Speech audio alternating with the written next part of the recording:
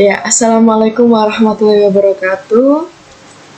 Baik teman-teman, perkenalkan kami di sini dari kelompok 7 akan mempresentasikan materi 3, yaitu tentang perencanaan strategi jasa.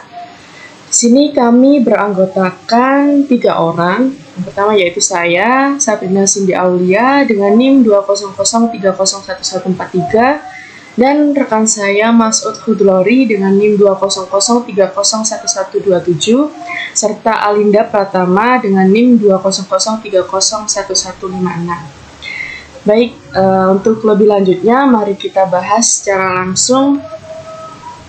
Yang pertama tentang penetapan tujuan perusahaan. Teman-teman tahu nggak sih tujuan perusahaan itu apa? Jadi tujuan perusahaan itu suatu hasil akhir atau titik akhir atau segala sesuatu yang akan dicapai. Nah, tujuan perusahaan itu merupakan pernyataan tentang keadaan atau situasi yang tidak terdapat di sekarang, tetapi untuk dicapai di waktu yang akan datang melalui kegiatan-kegiatan perusahaan. Itu. Oke, untuk selanjutnya ini fungsi tujuan perusahaan. Ada beberapa fungsi di sini. Yang pertama itu dasar rasional, pengorganisasian. Karena antara tujuan dan struktur perusahaan itu saling berinteraksi dalam kegiatan-kegiatan untuk mencapai tujuan. Yang kedua, pedoman bagi kegiatan. Melalui penggambaran hasil akhir di waktu yang akan datang, memberikan arah dan pemusatan kegiatan perusahaan mengenai apa yang harus atau yang tidak dilakukan. Yang ketiga, sumber legitimasi. Melalui pembenaran kegiatannya akan meningkatkan kemampuan perusahaan untuk mendapatkan berbagai sumber daya dan dukungan dari lingkungan sekitarnya. Selanjutnya, standar pelaksanaan. Memberikan standar langsung bagi penilaian pelaksanaan kegiatan atau prestasi perusahaan tersebut. Yang terakhir, sumber motivasi.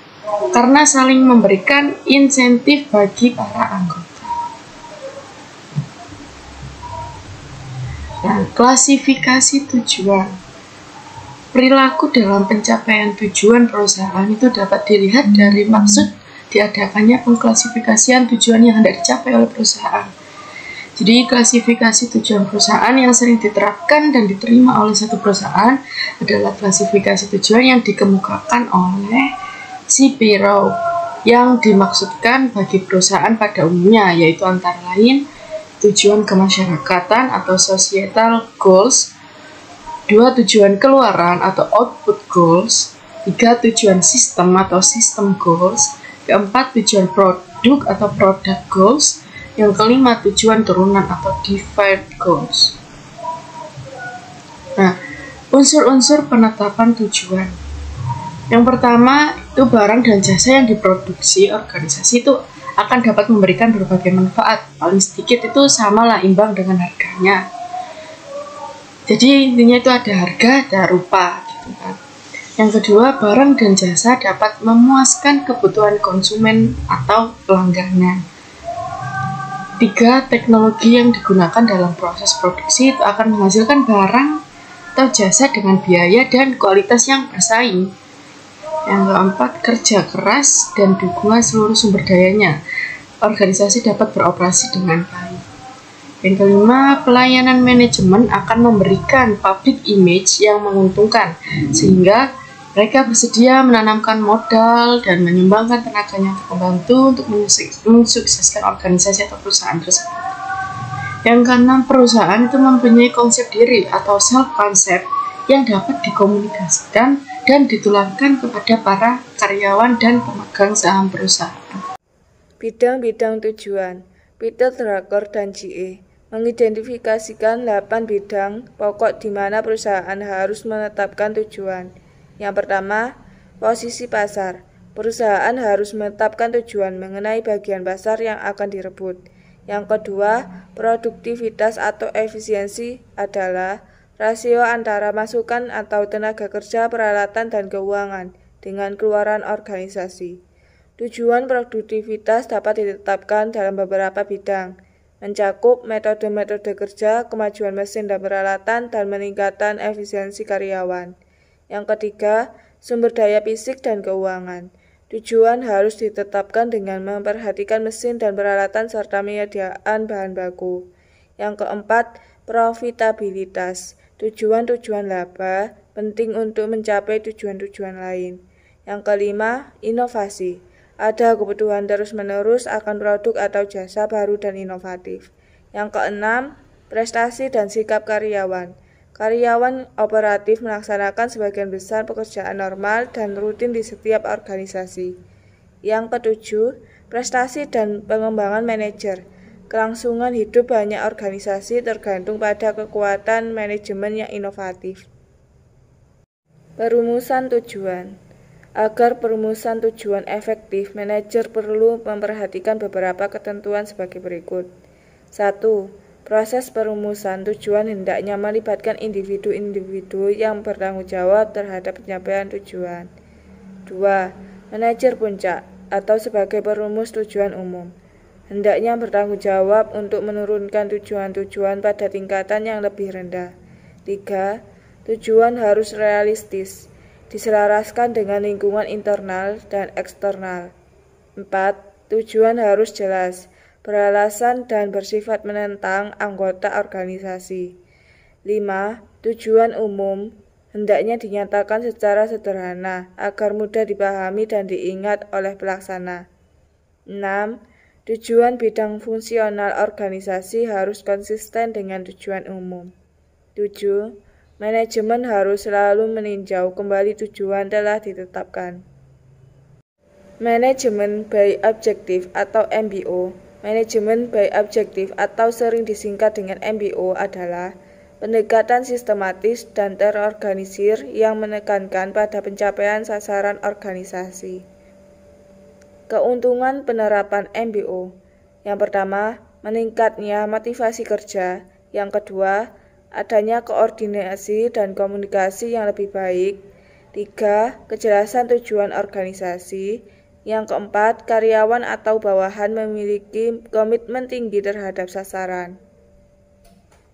Langkah-langkah penerapan MBO. 1. Menentukan sasaran dan tujuan utama organisasi. 2. Menentukan sasaran dan tujuan untuk masing-masing karyawan atau departemen. 3. Memantau perkembangan pelaksanaan dan kinerja kerja karyawan. 4. Mengevaluasi kinerja. 5. Memberikan umpan balik atau feedback. 6. Memberikan penghargaan kepada karyawan atau departemen yang mencapai sasaran yang ditetapkan tersebut. Langkah-langkah perencanaan strategi.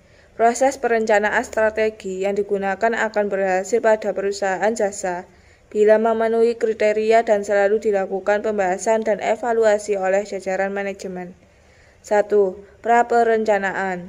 Hal yang sangat penting bagi setiap perusahaan atau organisasi melakukan perencanaan pendahuluan secara sungguh-sungguh sebelum melakukan perencanaan strategi.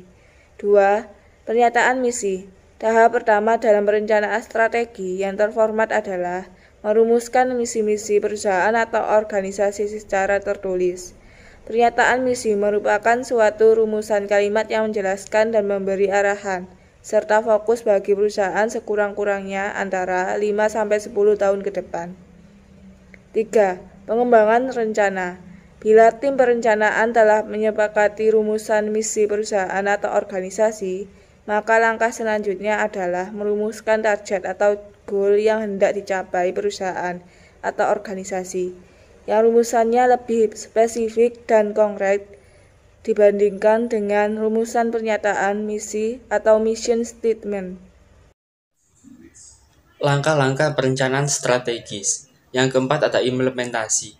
Implementasi dimulai ketika terjadi berbagai masalah, seperti jalur distribusi jasa yang terjadi tidak sesuai dengan yang direncanakan. Terjadi kesenjangan dengan target yang dicapai dengan yang direncanakan. Bahan baku yang dibeli dari pemasok tidak sesuai dengan spesifikasi yang dibutuhkan oleh perusahaan. Pegawai yang diterima atau dilatih tidak sesuai dengan kebutuhan berdasarkan siklus perusahaan. Yang kelima, perencanaan kontingensi. Tidak semua rencana berjalan sesuai dengan yang direncanakan. Tidak seluruh asumsi mengenai lingkungan bisnis terjadi seperti yang diperkirakan, dan tidak semua pelanggan maupun pesaing memberikan respon atas produk atau jasa yang dijual oleh perusahaan. Maka dalam situasi macam ini, diperlukan adanya rencana darurat. Kemudian ada alternatif future. Analisis masa depan alternatif banyak digunakan oleh perusahaan konsultan dan mencoba untuk menggambarkan berbagai kemungkinan yang terjadi di masa depan. Dengan menggunakan proses ini, perusahaan mencoba untuk menangkap peluang yang dapat dicapai di masa depan. Keunggulan dari alternatif future dibandingkan dengan pengembangan skenario adalah analisisnya lebih difokuskan pada aspek eksternal, terutama variabel-variabel lingkungan. Kemudian ada pemetaan masa depan. Pemetaan masa depan adalah teknik perencanaan yang dikembangkan oleh Northern Consulting Research, Massachusetts. Teknik ini dilakukan sebelum alternatif future dengan cara membuat jalur untuk melakukan prediksi utama, termasuk kejadian-kejadian kritis. Misal, utang pemerintah dan swasta yang jatuh tempo, yang mungkin mempengaruhi perusahaan atau industri di masa depan. Salah satu keunggulan rencana kontingensi ini adalah memberikan arah yang lebih logis, di mana perusahaan dapat memperkirakan apakah akan keluar atau tetap bertahan, atau langkah strategi apa yang perlu dilakukan supaya perusahaan tetap mampu bertahan jika terjadi situasi yang sulit di masa depan. Ya teman-teman, tak terasa pembahasan materi kali ini telah kita sampaikan dengan sebaik dan semampu kita. Apabila dalam penyampaian materi sebelumnya ada kesalahan, kata-kata, ataupun perbuatan dari kami, mohon dimaafkan. Dan semoga materi yang disampaikan dapat bermanfaat bagi kita semua. Kurang lebihnya kelompok kami mohon maaf. Sekian. Terima kasih. Wassalamualaikum warahmatullahi wabarakatuh.